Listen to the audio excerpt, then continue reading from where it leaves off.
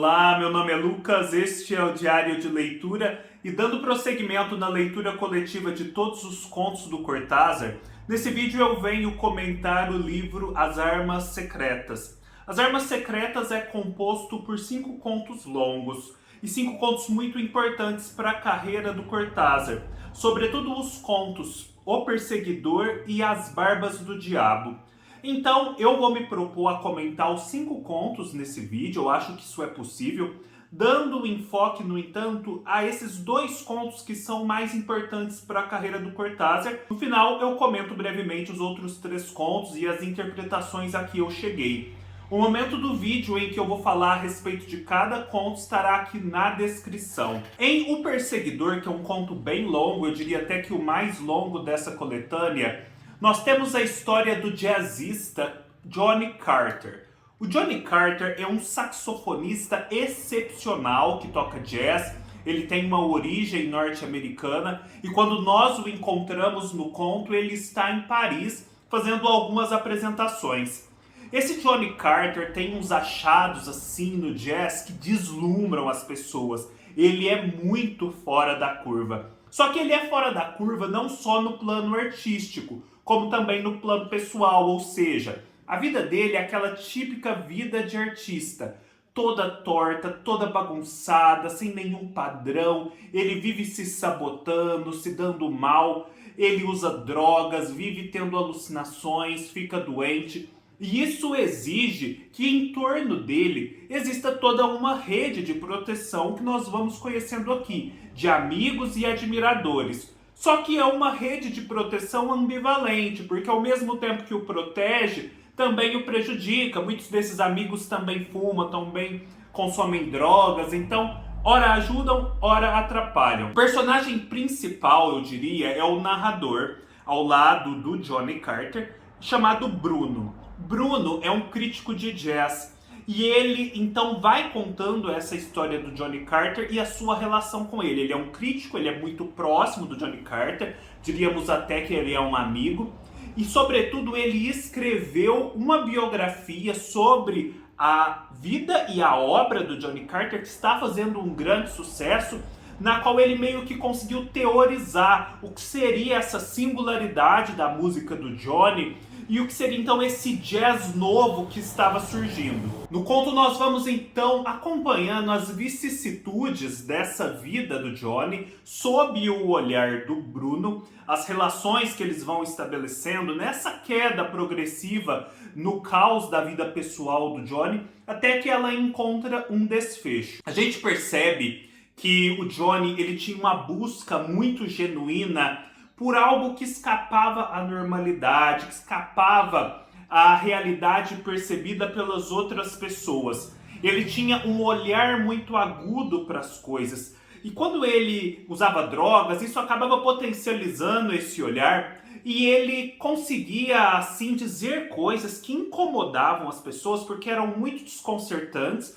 originais, mas faziam sentido. O próprio Bruno várias vezes aqui relata que ouvia o que o Johnny Carter falava, parecia tudo um absurdo, mas a verdade é que aquilo mexia com ele, só que era algo assim muito fugaz, porque assim que ele saía da casa de Johnny Carter, voltava para a vida comum, bem pedestre, ele se esquecia daquilo. Só que o Johnny Carter não se esquecia. Então a vida dele era dedicada a isso. E ele buscava isso de uma forma muito genuína, pura, com muita entrega ao se dedicar ao jazz. Daí ele ter tantos achados, ser tão assim excepcional. O Bruno, por outro lado, conseguia vislumbrar essa originalidade, essa potência, essa outra possibilidade de ser e estar no mundo. Ele se deixava encantar por isso. Mas logo ele voltava para sua vida mais convencional e burguesa. Ele não ficava lá do outro lado onde o Johnny ficava, porque esse outro lado é muito perigoso. E por que eu digo que esse é um conto muito bom para entender a obra do Cortázar de um modo geral? Porque lendo esse estudo aqui que eu sempre recomendo para vocês, o Escorpião Encalacrado, do Davi Arrigut Jr., o Davi vai dar as linhas gerais da obra, do projeto literário do Cortázar, e esse projeto é muito bem representado por O Perseguidor. Há 3 temas centrais na obra do Cortázar: o jazz, o jogo e o boxe. Esses 3 temas não são só temas, ou seja, assuntos a respeito dos quais os contos vão tratar de uma forma direta ou indireta. Eles são mais do que isso. Eles são âmbitos da existência que têm uma estrutura e uma dinâmica próprias que o Cortázar vai emular ao construir a sua literatura. Como o Davi Arrigucci Jr. bem assinala aqui nesse livro, o Cortázar se insere numa tradição de escritores do século XX, em que o escritor não é só um criador, ele é também um crítico literário, ou seja, ele tem uma superconsciência dos mecanismos da literatura e a sua literatura se preocupa com o modo como ela se constrói o tempo todo. É uma criação consciente dos instrumentos que está empregando. O James Joyce é um outro exemplo, o Borges também. E ao se tornar hiperconsciente desse processo criativo, a literatura do Cortázar e desses outros criadores percebe a insuficiência desses instrumentos para se acessar certas realidades e dizer certas coisas. Como é necessário fazer avançar esse instrumental, novas tentativas, novas possibilidades, porque há coisas que se percebe devem ser ditas, mas com o ferramental disponível, elas não são acessíveis. A busca do Cortázar é por esse alvo que está sempre escapando. Ele percebe que há algo que ele deve acessar, ao qual ele deve chegar, mas à medida que ele vai fazendo diversas tentativas através da sua literatura de alcançar esse alvo, esse absoluto, e aí já tem uma ideia assim bem metafísica, não necessariamente religiosa, mas metafísica, transcendente. Ao acessar esse absoluto, esse ferramental vai se provando ineficaz e ele vai tendo que fazer novas tentativas. Então a literatura se transforma numa longa perseguição desse absoluto, na qual é preciso sempre criar e criar destruindo. Daí a poética da destruição. Por que destruindo? Porque é preciso ter consciência das ferramentas que estão disponíveis, criticá-las porque elas se mostram insuficientes, colocá-las de lado, extingui-las e tentar outras novas. Onde entra o jazz nessa história? O jazz é justamente essa música que parte de elementos conhecidos do restante da música, uma estrutura básica, mas que no seu desenvolvimento permite ao criador improvisar. Ele está sempre em busca daqueles achados que o John Carter encontra musicais, em que o sublime é atingido, o absoluto, um êxtase, uma verdade que parece transcender a realidade pedestre. E isso é feito então com essa liberdade do improviso, que pega os elementos conhecidos da música, mas que com uma grande liberdade os rearranja, os coloca de uma nova forma e assim consegue resultados diferentes. Só que esses momentos de plenitude no jazz, assim como na literatura, eles são fugazes, eles são fugidios, porque eles logo passam. E de novo está ali o jazzista numa nova tentativa de atingir aqueles ápices semelhantes, e sempre então nesse processo de perseguição desse absoluto. Nessa busca, tanto do jazzista quanto do Cortázar na sua literatura, em que há a criação e também a destruição, há sempre uma tensão muito grande. Porque ao mesmo tempo que é preciso destruir, as ferramentas disponíveis para se expressar não podem ser completamente colocadas de lado. Ou seja, há uma tensão entre a forma consagrada, a forma pré-existente, diríamos assim, convencional, que não é de todo dispensável, e o caos absoluto, que é aquele que se avizinha quando se coloca de lado a forma antiga em busca de uma melhora. Tanto na literatura do Cortázar quanto no jazz, há uma desautomatização da linguagem, ou seja, aqueles significantes, aquelas expressões, aquelas ferramentas literárias que antes tinham finalidades X, submetidas a determinados processos, provam-se capazes de também significar Y, Z, W. Elas se mostram capazes de coisas que elas não se mostravam antes. Então é preciso ter um olhar diferente para as suas possibilidades. Aqui na página 42 de O Escorpião Encalacrado, há um parágrafo especialmente significativo que eu vou ler para vocês. Ao atingir o ápice da invenção, a linguagem musical atinge também o ponto extremo do risco, a margem do abismo, uma fulguração instantânea, ameaçada pela dissolução no caos, num equilíbrio precário, o ponto mais próximo do absoluto a que se aspira. É então que se tem acesso a uma experiência mágico-mística como a dos xamãs. Nesse instante, a linguagem, aceitando o convite do caos, consegue, entretanto, vencer a tendência entrópica, se sustém por um fio, um equilíbrio instável sobre o fio da navalha, num átimo de iluminação. Johnny Carter, ele aceita correr os riscos que esse empreendimento envolve, e ele paga um alto preço por isso. De outra parte, o Bruno, o crítico de jazz e seu amigo, fica apenas observando. Ele tem vislumbres do que é essa experiência do absoluto a que aspira o Johnny, mas ele tem medo. E ele acaba, no final, por voltar à sua vida burguesa convencional. Ele tem medo dessa entropia, desse caos que também é vislumbrado no processo. Tanto é assim que quando o Johnny Carter falece no final do conto, ele até fica contente. Contente porque assim a sua biografia não corre mais riscos, ou seja, a teoria que ele havia inventado para explicar o Johnny Carter não corre mais riscos de estar superada. É como se ele se contentasse com aquele resultado alcançado. Ele não tem a consciência que o Johnny Carter e o Cortázar têm de que não se alcança o resultado. Há uma busca e uma perseguição constante desse absoluto que procura sempre escapar e para o qual as ferramentas da linguagem não são completamente suficientes. Ele tem a falsa ilusão burguesa de ter conseguido um resultado. Em As Babas do Diabo, por outro lado, nós temos uma continuação disso, mas de um outro modo. Nós temos aí esse personagem franco-chileno, que é um tradutor, mas é também um fotógrafo, que em determinado dia da sua vida decide ir passear, tomar um ar fresco. Ele então vê uma situação X, tirando fotos inclusive, de uma mulher mais velha com um menino.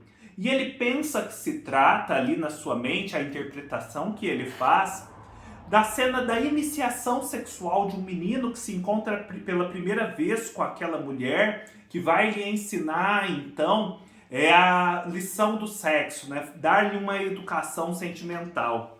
E ele se empolga com isso, tira fotografias, até se envolve numa confusão com o casal.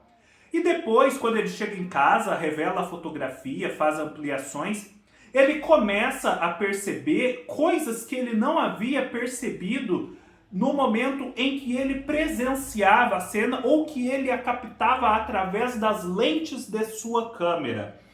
E ele começa a ficar aterrorizado porque o que surge, na verdade, é a cena de um crime. Se mostra agora na imagem que o menino corria perigo, que aquela mulher e um outro homem que se associava a ela eram ameaças e ele não havia percebido isso. E aí então o conto vai num crescendo de tensão. O conto então discute a questão do olhar, da interpretação que fazemos da realidade e justamente da possibilidade muito ampla de significados e conotações que uma mesma cena pode ter, a depender do ponto de vista pelo qual nós a observamos. Quando ele pega a lente e tira a primeira fotografia, aquilo já é diferente do seu olhar desimpedido. ele olhando a cena sem nenhuma lente, vê uma coisa. Ao pegar a lente da sua câmera, ele já tem toda uma série de limitações que guia esse olhar e, portanto, a sua percepção. E depois, quando ele revela a foto, quando essa foto se mostra como uma imagem colocada ali num porta-retrato, ou num quadro, ou ampliada, ela ganha uma terceira conotação e ele assim consegue ver uma terceira coisa que ele não havia percebido antes. Então isso tem tudo a ver com a questão das ferramentas linguísticas para se expressar a realidade.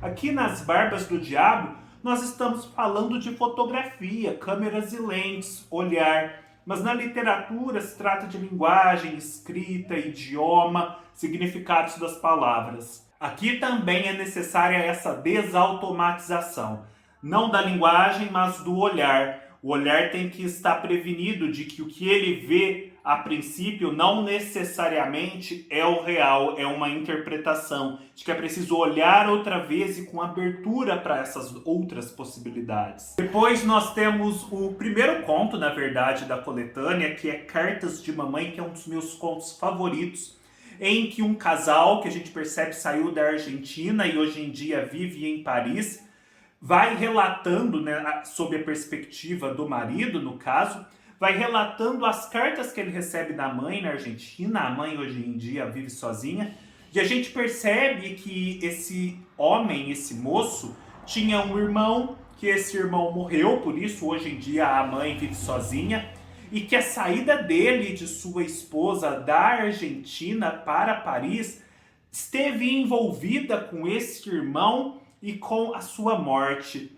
E a gente vai num crescendo na medida em que a mãe parece estar ficando senil e comete algumas gafes mencionando o irmão dele como se estivesse vivo nas cartas. E aquilo causa uma grande perturbação. Por quê?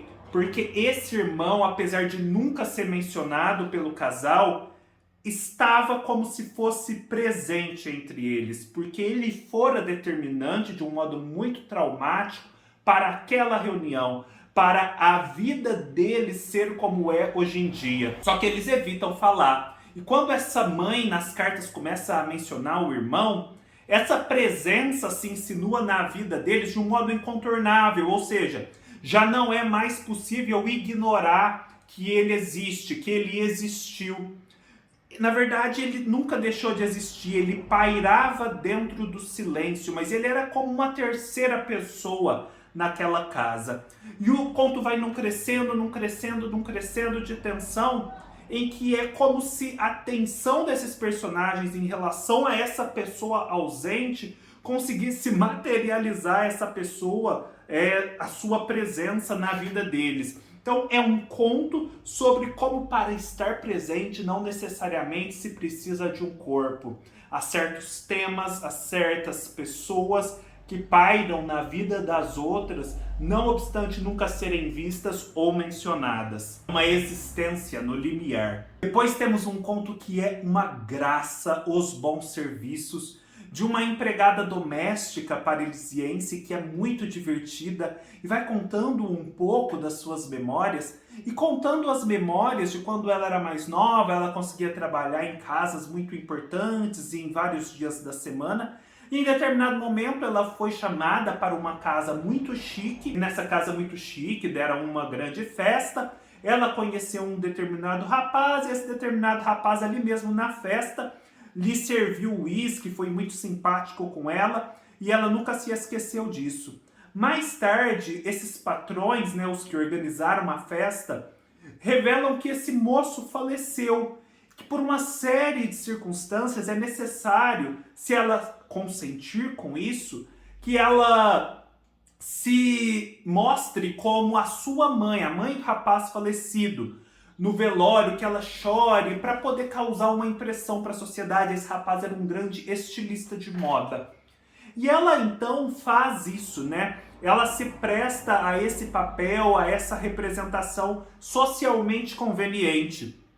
E aí, ela, no entanto, como gostava do rapaz, acaba por se sentir realmente muito tocada e chora verdadeiramente. Ela ela incorpora aquela máscara a si mesma, ela se mostra autêntica em sua dor, diferentemente dos outros. É um conto muito sobre máscaras que se usa na sociedade para cumprir determinadas funções, principalmente nas altas rodas, e de como as pessoas mais simples, no entanto, têm dificuldade para usar essas máscaras e tendem muito mais a serem autênticas, a terem sentimentos genuínos e puros. Por fim, o livro fecha com um conto que lhe dá nome, As Armas Secretas, que é o conto mais opaco, na minha opinião.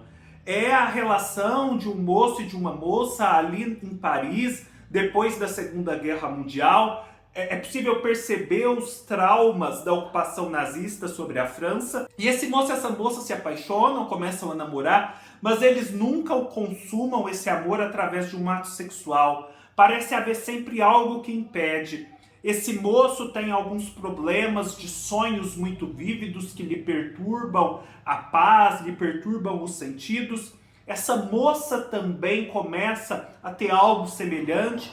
E é como se eles comungassem dessas mesmas alucinações, digamos assim, entre aspas. E no final a gente descobre que houve um assassinato envolvendo um moço com o qual essa moça, que a gente agora conhece, se relacionara ali na época da ocupação nazista. É um conto que a princípio eu quis dar uma interpretação espírita para ele, mas na verdade a gente sabe que uma interpretação espírita se tratando do Cortázar desse conto por si só não deve ser a interpretação que o Cortázar tinha em mente. E aí eu pedi ajuda ao meu amigo Almasta, um grande conhecedor do Cortázar, e ele me passou um texto muito bom, que eu vou deixar aqui na descrição do vídeo o link, em que se explora como esse conto pode ser interpretado a partir da teoria musical. Pensem só, não é um conto em que a música está presente de uma forma clara. E, no entanto, é possível fazer toda uma construção a partir da teoria musical. Achei muito interessante. É algo, porém, muito complexo. Eu não vou me atrever a reproduzir aqui no vídeo, por isso deixo na descrição do vídeo o link para esse texto. Não deixem de conferir porque vale muito a pena mesmo. É isso, pessoal. Finalizamos mais uma leitura incrível dos contos do Cortázar. Se vocês gostaram, deem um like, deixem seus comentários para a gente ampliar essa discussão. Se inscrevam no canal e até mais.